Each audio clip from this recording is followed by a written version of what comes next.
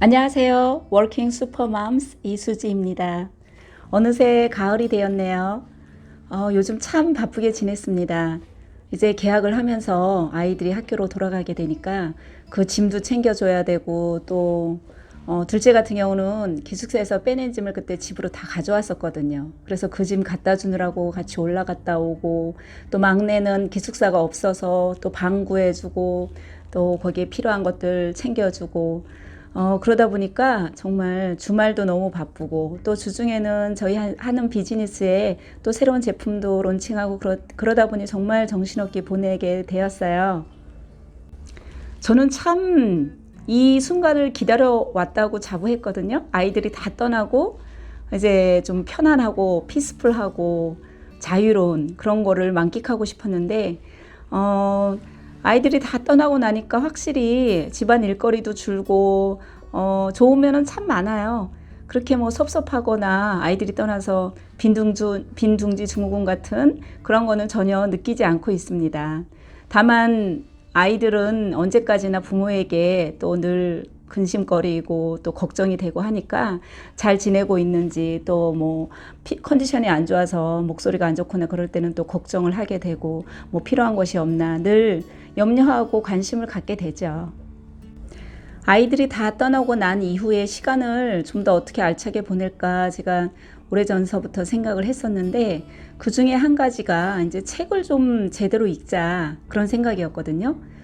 저도 학창 시절에는 그래도 그 책계나 좋아하고 항상 뭔가 읽을 거리를 가지고 다니고 그런 생활을 했는데 이제 결혼해서 아이들을 또 셋이나 낳고 키우고 일하고 뭐 너무너무 바쁘잖아요.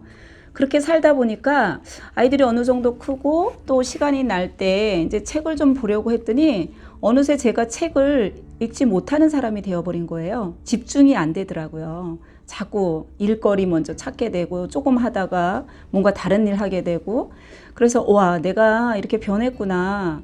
참 삶이라는 게 무섭구나 이런 생각도 했는데 이제 다시금 그러한 나의 성장을 위한 그 한 가지 방법으로 책 읽기를 열심히 하고 있습니다. 그래서 아예 좋은 그 프로그램이 있길래 등록을 했어요. 독서 코치 과정이라는 건데 유명한 목사님이 이렇게 인도하는 교회에서 하는 아주 좋은 프로그램이거든요. 그래서 매주 화요일 저녁에 정말 여기선 좀 거리가 되기 때문에 1시간을 넘게 가요. 그런데 정말 기쁜 마음이고 갔을 때 정말 배우게 되고 그 충만함 그런 게 참 좋더라고요.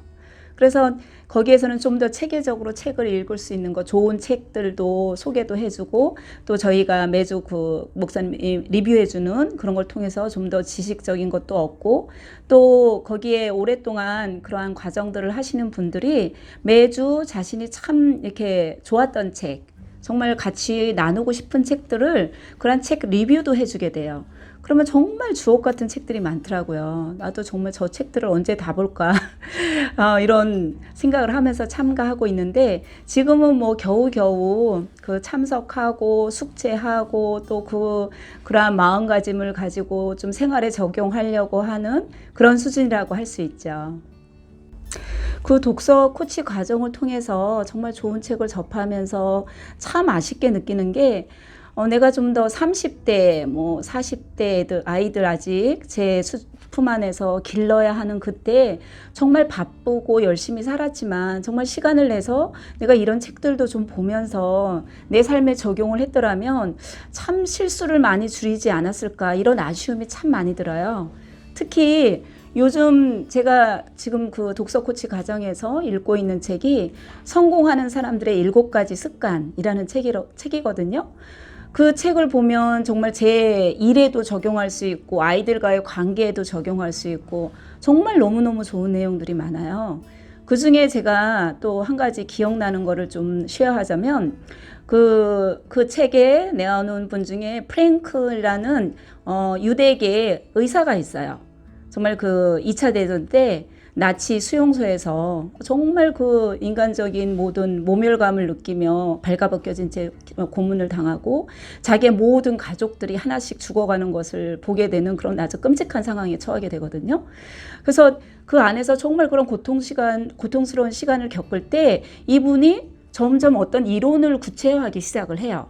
그게 뭐냐면 아무리 그 주변 환경이 자신을 정말 그러한 모든 거를 고통스럽게 하고 자유가 없게 하고 이러한 상황이 될지라도 정말 나치가 침범할 수 없는, 어떻게 할 수 없는 본인의 생각의 자유가 있다는 그러한 이론이죠. 프랭클이 얘기하는 정말 하늘이 준 인간만이 가진 그런 천부적인 능력 4가지를 이야기하거든요. 그게 바로 자아의식과 상상력과 양심과 독립의지예요. 그게 뭐냐면 자아의식은 자신에 대해서 바르게 보는 것, 나는 어떤 사람인가. 그 다음에 상상력이라는 것은 정말 자유가 없고 정말 감금되어 있고 육체적인 고통이 가해지는 그 상황 속에서도 내 상상력은 얼마든지 발휘할 수 있다는 거죠.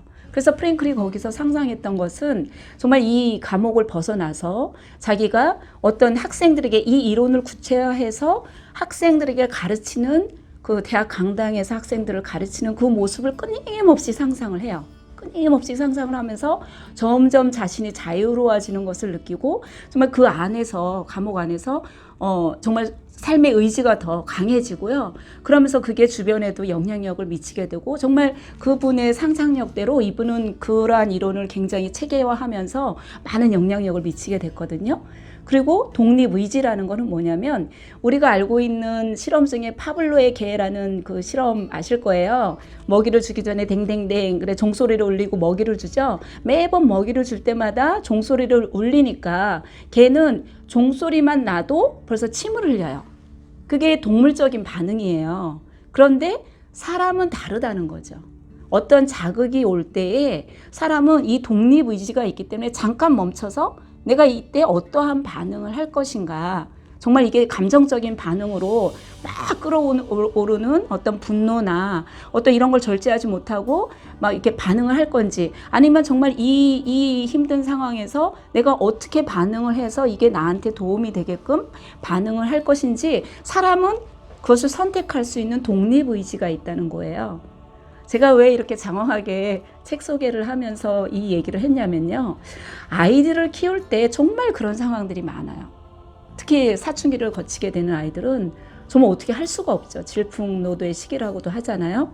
어떤 분은 정말 사춘기를 겪는 아들을 보면서 하나님이 저 아들을 나에게 준 것은 인내심을 배우게 하기 위해서 그랬나 보다. 정말 그러한 순교자의 자세로 임했다는 분도 있는데 정말 힘들어하는 분들 많아요. 정말 이해할 수 없죠. 그 시기에 왜 그렇게 행동을 하고 무슨 생각을 하는지 도대체 미래에 대해서는 조금이라도 염두에 있는 건지 정말 외계인 같다는 얘기가 정말 가슴에 와닿는 그런 시기가 있어요.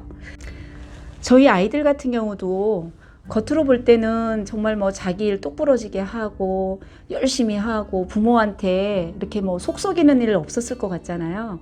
그런데 저희 아이들도 정말 그 힘든 사춘기 시기가 있었죠. 정말 저도 이해하기 힘들고 막 감정적으로 너무 힘들고 그래서 반응도 막 그거에 치달은 그러한 경험들도 사실 있거든요.